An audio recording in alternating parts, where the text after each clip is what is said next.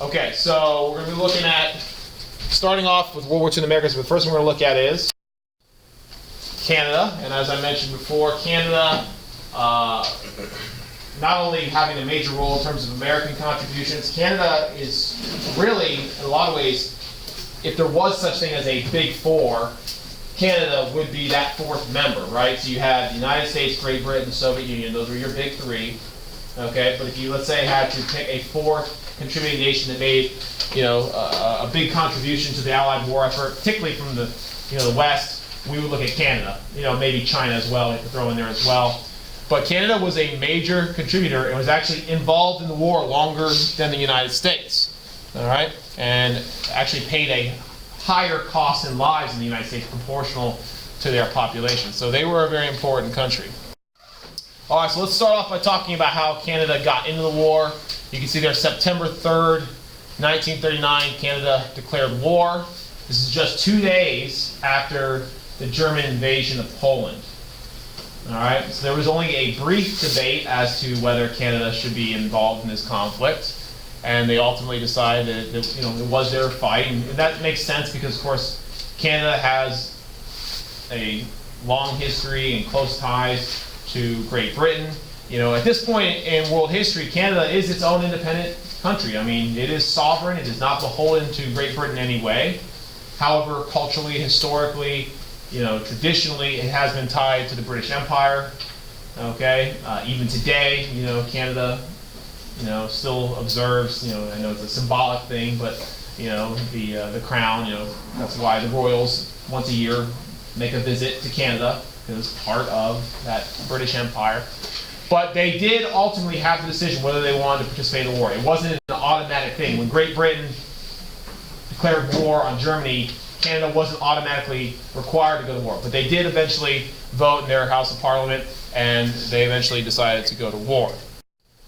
Okay, now one of the things that Canada did, much like the United States and Great Britain, was they understood the nature of total war and full mobilization. Yeah. All right, so just like we saw in the United States, we saw the creation of laws and government organizations that were intended to give the Canadian government greater control over their economy, okay, the rights of its citizens during wartime, all right, and even, the ability to conscript soldiers from the populace, which turned out to be a very controversial thing in Canada. That's one of the things that makes them kind of unique, is conscription was a bigger deal in Canada than it was in the rest of the Allied powers, and we'll look at that in just a minute. But things like the National Resource Mobilization Act, which essentially expanded the powers of the government to do things with the economy, to mobilize for war, and eventually open up to conscripting people, their resource as well. So they also understood the nature of total war. We're going to talk more about that here before we leave.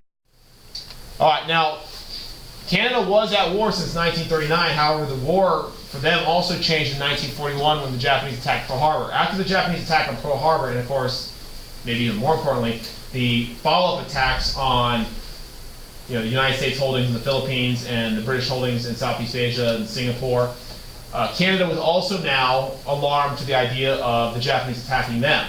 Just like we were after the attack on Pearl Harbor and our fleet was destroyed and the Philippines was being invaded, there was really almost nothing standing between the Japanese and the Americas. And we fully expected to face a Japanese invasion if the war kept going the way it did. So that would also threaten Canada, right? So Canada also reacted, and this will also pull them into the fight in the Pacific. They will send troops to help defend British possessions in the South Pacific. But it also led to anti-Japanese sentiment on the home front, just like in the United States. And just like in the United States, we saw the Canadian government implemented very harsh policies on their Japanese citizens, including internment. Just like the United States, they removed their Japanese citizenry from the West Coast and then relocated them into internment camps further into the interior. All right? So the Japanese did exactly the same thing as us. And also, really, in greater numbers. Proportionally, once again, the two countries are vastly different in terms of size and population, but proportionally, the Japanese actually interned a greater percentage of their Japanese population than the United States did. And it is also arguable that their policies in some ways were even harsher. you know, stripping the Japanese citizens of rights, even attempting to deport some of them, even denying them basic liberties, even going into up to a year after the war. So these are things that even the United States didn't do. So in a lot of ways, the treatment of Japanese Americans by the Canadian government was a lot harsher than even in the United States. However, since then, both nations have recognized what they had done as a mistake and being the product of wartime hysteria. And to this day, there was really no justification or evidence showing that there was, you know, plans for Japanese sabotage or, you know, things like that behind the lines on the home front. You said they attempted to deport them, but didn't they? They did deport some, yeah. Yes, some did get deported, absolutely. Not large numbers. Large numbers were interned, but some actually did get deported. And of course, there's other problems too. The same thing in the United States is, you know, when these people were removed from their homes, they were told by the government, look, you have a limited amount of time before you have to leave. You know, if you have a home, you have any belongings, you got to figure out what to do. So a lot of people end up selling their homes and their businesses. And of course, Canadians and Americans who knew these people were desperate oftentimes bought up their property, but for very low prices because they knew they could exploit, you know, these exigent circumstances. So really, these people lost everything, in addition to losing, you know, years and years of their freedom and life. I mean, it really was a terrible thing. You know, the United States paid out, and then in the 1990s, we ended up paying a restitution. I think it was somewhere around like $30,000 to survivors of the camps and people who are still alive. But I mean, really, when you think about it, we disrupted their lives for upwards of 4 years. I mean, who knows what the monetary value of that was, not to mention, you know, the fact that you can't pay back someone for their loss of freedom. All right, so there's a picture you can see. There's actually, as we just mentioned, deportation of Japanese-Canadians, because there was a high percentage of them. Yep. But we fed them plenty? Like... Yeah, I mean, the conditions in the camps, it is argued that the United States conditions were better, okay, but neither of the camps would have been considered, you know, cruel and unusual. I mean, these weren't like, you know, what was going on in the camps in Germany. They weren't prison camps. I mean, we didn't call them prison camps, but I guess, you know, your liberty is being restricted. You're not allowed to leave. That's kind of like being in prison. But yeah, I mean, they weren't being mistreated to that degree. So it's just like how they treat prisoners now, kind of with just the cheap, limited food, but enough to keep you. Yeah, I would say like that, except for, you know, for the most part, they were not looked necessarily down upon, you know, by the people who were, you know, the soldiers supervising, like you might say with a prisoner. But that's, I really couldn't say, honestly. That is my impression based on what I've learned on the subject. Yeah. Was it widely known that they were put into? Oh yeah, I mean, this is all public. This wasn't like the Holocaust. This is public knowledge. I mean, there's bulletins up on the West Coast. Japanese descendants, you know, you're going to be removed. So, you know, yeah, it was not a hidden thing. All right, now going back to conscription for a second, mobilization for war, Canada. You know, Canada, when the war broke out, they asked for volunteers, and volunteers met their needs. You know, when a war breaks out, volunteers are always high. That's how it always works. And then as the war goes on and wars drag on, the death toll mounts up, that's when you see the number of volunteers start to drop off. So by 1944, Canada has been at war for now for 5 years. And not just war, but total war. I mean, that's something that's unthinkable to us. We've never experienced that. So by 1944, the number of Canadian volunteers was beginning to drop. And this was the point of the war when they needed more men than ever, because this was, of course, the year that we opened up another front in France. This was the year of Normandy. We invaded, okay? And that's where we were losing a lot of lives, and we were now on the final push to defeat the Axis. So in 1944, after talking about this for a long time, the Canadian government once again brought up the idea of conscription. And they had done this again in World War I. They had brought up conscription. It had been a really controversial subject. It was so controversial that there were, you know, riots even in Canadian cities because the populace was so divided on the issue of a draft. The vast majority of Canadians were in favor of conscription to meet their needs. Okay? However, there was a segment of the Canadian population who was opposed to the draft, just like they had been opposed to the draft in World War I, and that was the French-speaking Canadians. Many French Canadians who had a long history of, you know, having problems with the Canadian government and what they perceived as being controlled by the British government, which they had a long history of animosity towards. I mean, you guys should know about the history between England and France. They opposed the idea of conscription outright. Okay? So there was a lot of, you know, political turmoil over the issue of a draft. Now, they eventually did pass a conscription act that allowed for the draft. However, it was done late in the war in 1944. And ultimately, it didn't draft people in very, very large numbers like, say, the United States drafted, the British drafted.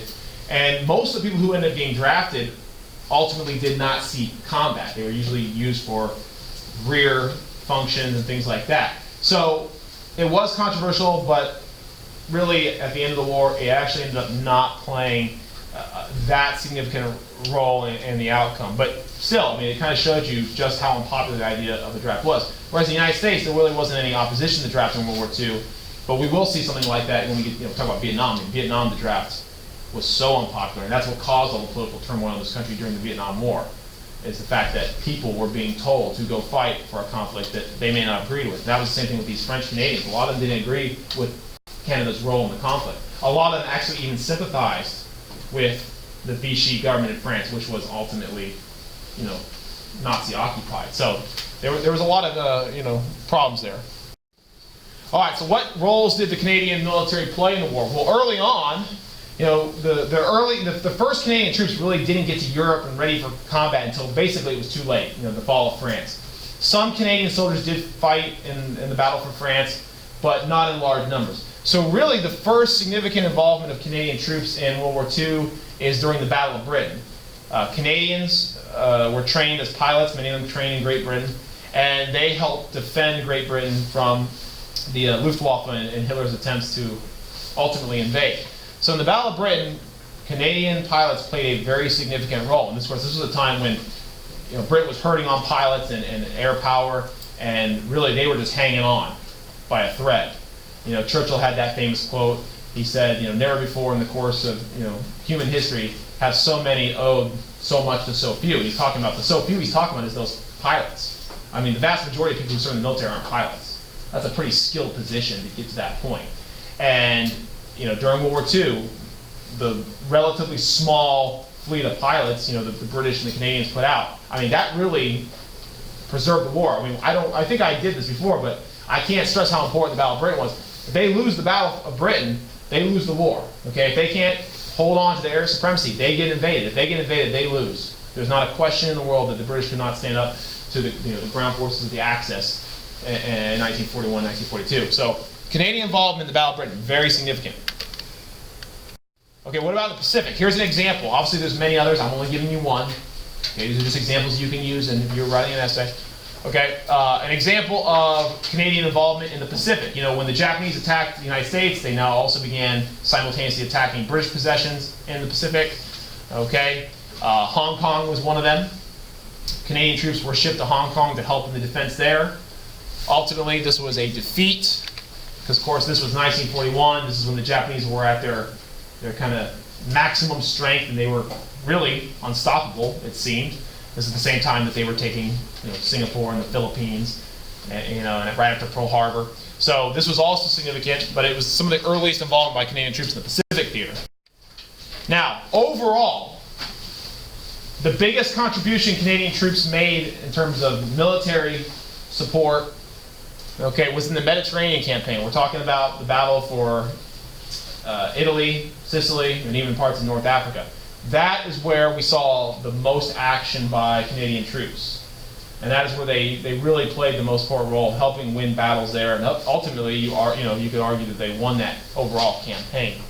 So this is probably their most significant part of the war. And it's where they suffered a lot of losses. Because that was the Italian campaign was bloody. I mean, it doesn't get a lot of attention, with the invasion of France and the Eastern Front, but there was a lot of hard fighting going on in Italy, and that's demonstrated by the fact that Italy itself wasn't even overwhelmingly taken back by the Allies until the last days of the war. I mean, when the war came to an end, we were still fighting in Italy, so that shows you just how tough the fighting was. But anyways, there's 2 Canadian soldiers, and they're handling a captured German machine gun, MG-42 machine gun. So that's probably during the Italian campaign. That's a victory. Okay, now, here's a really important one we're going to talk about because you need to know it. Not a lot of people know about it. Operation Jubilee. All right, so before Normandy, everyone knows about Normandy, everyone knows about D-Day, that's, you know, that's the big one. But what a lot of people don't know is that years before Normandy, the Allies had actually conducted a amphibious invasion of France. Okay, now it's not like Normandy in the sense that this was not the big move. This was not the attempt to actually open up a foothold in France and now start a second front there and fight the Axis back. Okay, this was really a much smaller operation. You know, hundreds of thousands of people were involved in Normandy. This only, you know, was about 4,000 or 5,000. Okay, so let's talk about Operation Jubilee. The purpose of Operation Jubilee was to gain experience. This is one of the reasons. Gain experience in seaborne amphibious invasions. You know, to practice for what would ultimately be the full-scale invasion of France. All right. So the Allies ended up targeting this small little French coastal town, which I believe is pronounced Dieppe, but I might be wrong about that. Okay. And the goal here was they wanted to assault the town. They wanted to gauge the Germans' defensive capabilities, see what, you know, how dug in they were. They wanted to learn from the Germans' response and get any intelligence they could. Now, in addition to learning, it was a learning experience. In addition to learning from this operation, they also were trying to put fear into the Germans that we can come and hit you at any time, anywhere. And if we did that, we knew that since the Germans would have to defend themselves, they would have to pull troops off of their eastern front to defend themselves on the western front.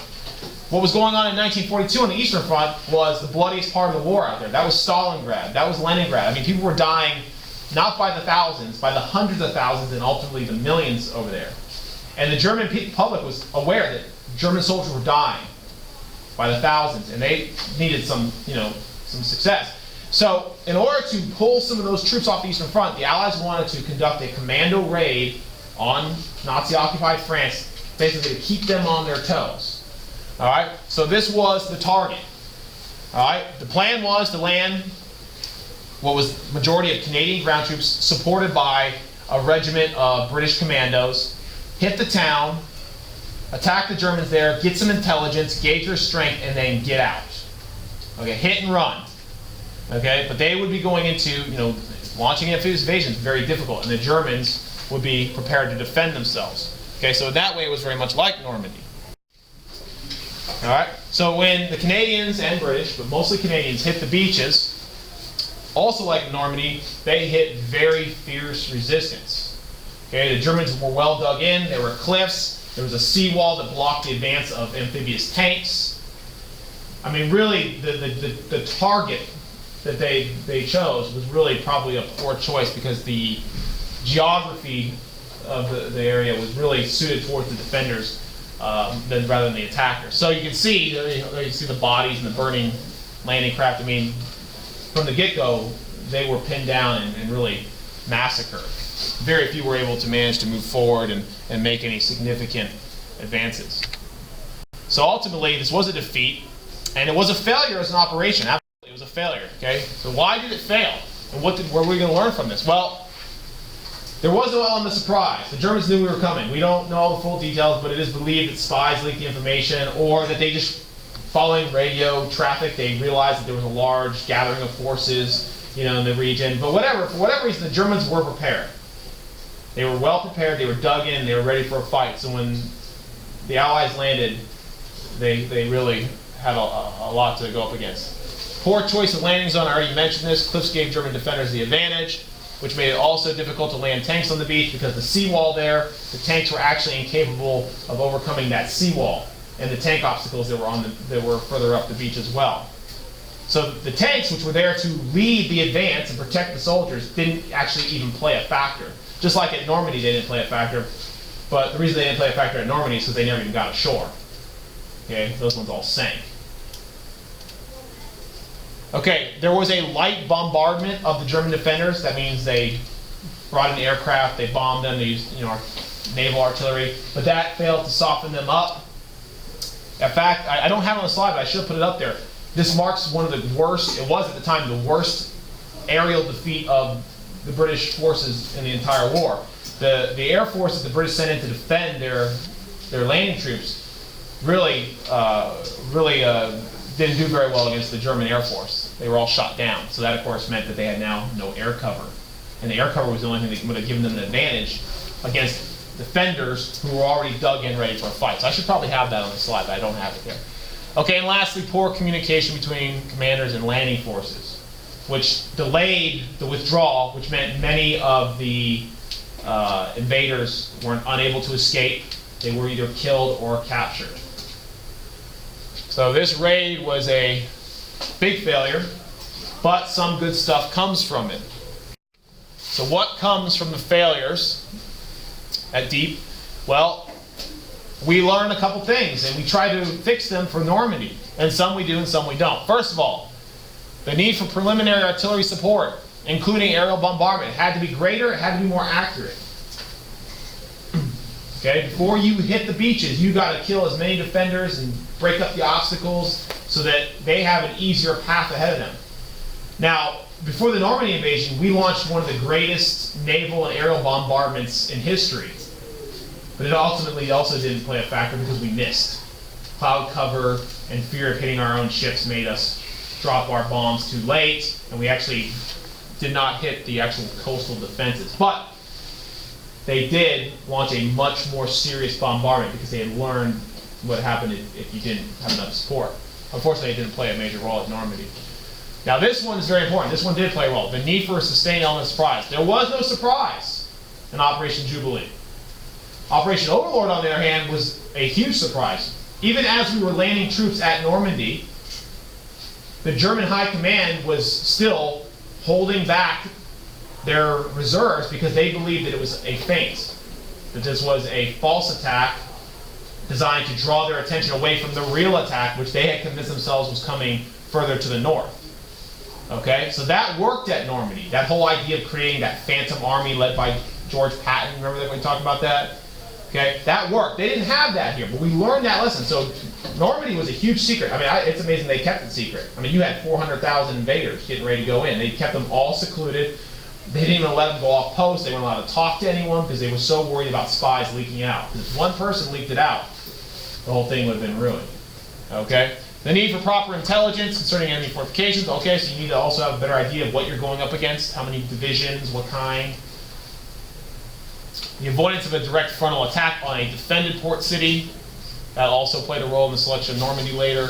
And in this case, the need for proper re-embarkation craft. So if you had to get your troops out, you need to have the right kind of ships to do that. They had a very difficult time. Most of the ships were destroyed.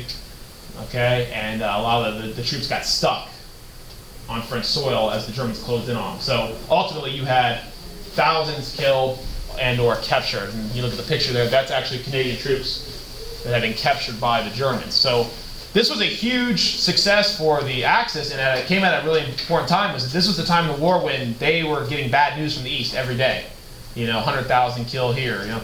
So the fact that the Germans had so soundly defeated the Allies, who had just, you know, launched this kind of half-hearted attack, that went a long way to boosting their morale. So that hurt the Allies, but ultimately, lessons learned important.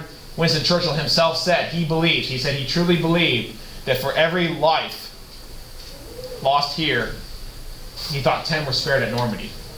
So, you know, maybe that was him just, you know, trying to make it sound better than than it really was. But he argued that, you know, these guys did not die in vain. That the lessons we learned saved lives at Normandy and caused that to be a success. So it's an interesting argument. So it's important.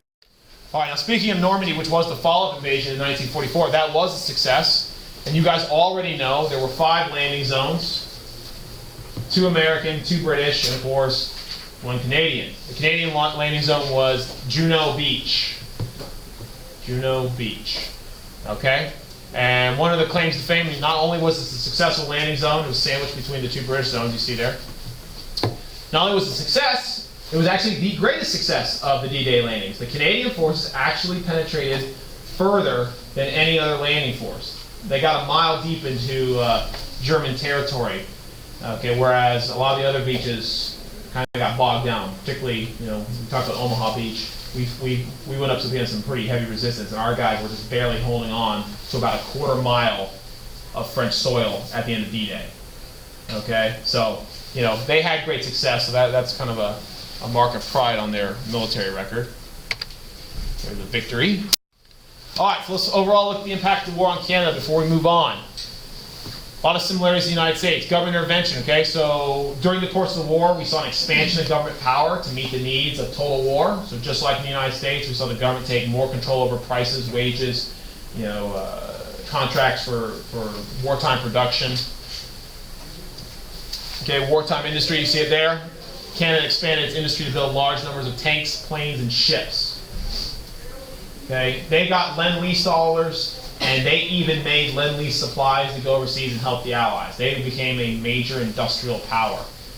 Okay, they also built up themselves one of the largest navies in the world. Okay, so they were very significant. The economy. Canada is, like the United States, is one of the only countries that came out of World War II economically better off than they went in. Everyone else had been blown to bits. They had lost their people, their factories. Canada was unscathed. Okay? So Canada, like the United States, when the war was over, okay,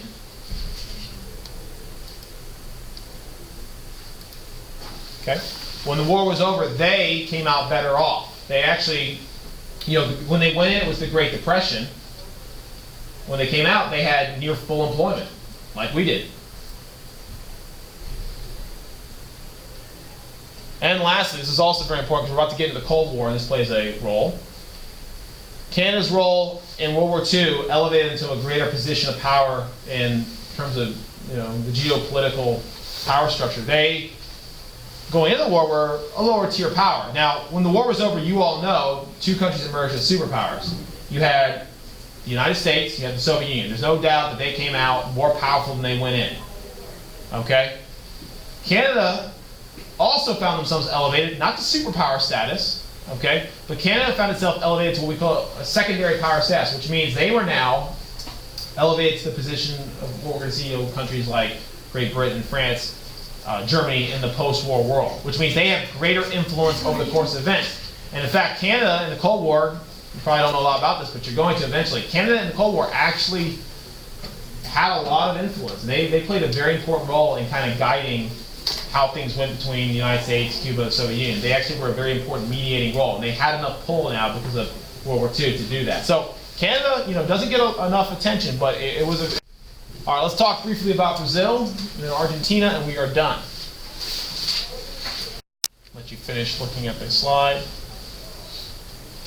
Okay, but that 25,000 soldiers puts them in one of the bigger contributions from the lesser powers in the Americas. Not the United States and Canada. Okay. All right, so lastly, impact of the war in Brazil. Let's go through this real quick. I do need to pick up the pace, so bear with me. Okay, Lend-Lease aid allowed Brazil to modernize its military. It made it the strongest military power in South America, which is what they wanted. They wanted to be able to dominate their neighbors, push them around. The Brazilian economy also improved, so you could also say Brazil came out of the war economically better than they went in. It's not as big a difference as the United States and Canada, but still better. So they use those Lend-Lease dollars to improve their country, modernize it, so it benefited even their civilians. And lastly, the relationship between Brazil and the U.S. was strengthened. President Roosevelt, when he created his whole good neighbor policy, which you should already know about, okay, the whole idea was to mend the relationship between the United States and Latin America, because we had done so many bad things there in the previous years. During the years of Teddy Roosevelt, Taft and Woodrow Wilson, we were pretty frivolous with the use of our military in Latin America. But anyways, the relationship was strengthened, at least for now. Now, all that goodwill we established with Latin America during World War II, once the Cold War gets going, that's going to go right out the window, because once we start fearing the influence of communism in Latin America, we go right back to our old ways. CIA goes in, destabilizes governments, topples them, so keep in mind. All right, one more thing. I just want to briefly talk about Argentina, because Argentina is a great example. You definitely need to know Argentina, because if you need to talk about in an essay a country that did not follow along with the rest of the world and the Allies, this is the one to talk about, because Argentina did not want to go to war. They pretty much got strong-armed into going to war, and only at the last second to save face. All right, so historically Argentina was neutral, and they wanted to remain neutral in this fight. Okay, they did not see a benefit in being on the Allied side. In fact, many people in Argentina actually openly sympathized with the Germans and the Nazis. Okay, to them, you know, there was a fascist element in Argentina that identified with fascism and Nazism. Anti-Semitism wasn't exactly an unknown thing in Argentina or even the rest of the world. Okay, so there were many people in Argentina who were even German descent, and they kind of identified with the Germans. So for them, it wasn't essentially, you know, this easy decision to be against the Axis. Okay, not to mention the fact that this conflict was far away, wasn't affecting them in any way. And they had not even participated in World War I, so they weren't even part of the problem that caused this war as far as they were concerned. They could kind of say, well, look, you know, our hands are clean. We didn't create this mess. All right? So Argentina didn't want to get involved, and not only did they not want to get involved, the things they were saying and doing led us to believe that, you know, not necessarily they were supporting, but they were accepting the Nazis. And that outraged the United States, because to us, you know, we thought, we were trying to get was what Roosevelt called hemispheric cooperation. He wanted to get the entire hemisphere to work together, turn everyone against the Axis, and if we shut down the Axis and eliminate all their friends and allies and trade partners, they're doomed. You know, Argentina wasn't really going along with the rest of the Americas. They were the odd one out. And peer pressure wasn't working just yet, so we had to kind of do something to get them going. I'm going to move along because we're almost out of time. So what did we do? Well, because Argentina was the only Latin American country that had not broken up diplomatic relations with Germany, we decided to cut off ties with them. We put economic sanctions on them. Then we launched a trade embargo on them. Did no business with them whatsoever. We cut off ties with their government. We actually even declared that their government was illegitimate. Their new government, which had just taken power, we didn't even recognize it as being legitimate, which means we were basically pretending like they didn't exist. Okay? And does that mean anything? Well, maybe. I mean, when one of the greatest powers in the world is not granting you any kind of legitimacy, it says something. So we were punishing Argentina for going its own way. We said, you're with us or you're against us. You can't be neutral. Take a side. So as the war was winding down, Argentina, the sanctions were piling up. They were hurting. They finally realized, well, the Allies are going to win. You know, there's really no reason to be so obstinate. All we're doing is shooting ourselves in the foot. We might as well throw in with them at the last minute, and that way we can go down in history without, you know, not taking a side. They'll relieve us of the sanctions. So, in March of 1945, that date is important because in March of 1945, Argentina declares war on the Axis. Well, Germany was defeated in early May, so Argentina never even played a role in the war, because by the time they were even mobilized to do anything, the war was over in Europe, and the war in the Pacific was actually, you know, we didn't know at the time, but it would be winding down because the war there would be over by August, September, right? So, really, Argentina did nothing. Okay. Now that doesn't mean none of their citizens did. There were some people from Argentina who actually voluntarily enlisted with Allied militaries because they wanted to join the fight against fascism, just like Americans did. The Americans went abroad when we were in the war, and they signed up and fought in foreign militaries. You're allowed to do that. Okay. But overall, Argentina really officially, its policy was one of neutrality. They really did essentially avoid the entire war. And of course, is it surprising? I'll throw this little fact at you. I don't have a lot of time to talk about. Is it surprising that when the war was over, where do you think all the top Nazis that escaped Germany went? Argentina. That's where they all hid out. They went on down to Argentina because there was a lot of a network there of sympathizers who hid them. Okay, so a lot of the top Nazi guys that we did not catch and put on trial at Nuremberg, they left under false names. They got into Argentina, they changed their identity, and that's where they lived out the rest of the years if they weren't captured or whatever. Guys like Dr. Mengele, remember him from Auschwitz? We know he went to Latin America. We think he might have gotten in through Argentina. He ended up dying in Brazil, I believe. But anyways, he was on the run for the rest of his life. He eventually did die, but he was never captured. Okay, so that was what was going on. We were still catching Nazis down in, you know, Argentina and other places all the way up until, you know, recent time. Okay, every once in a while you'll hear about one of these guys. They finally catch another one. We found one in the United States about a year ago or so, like in a nursing home or something, you know. So, seriously. Okay.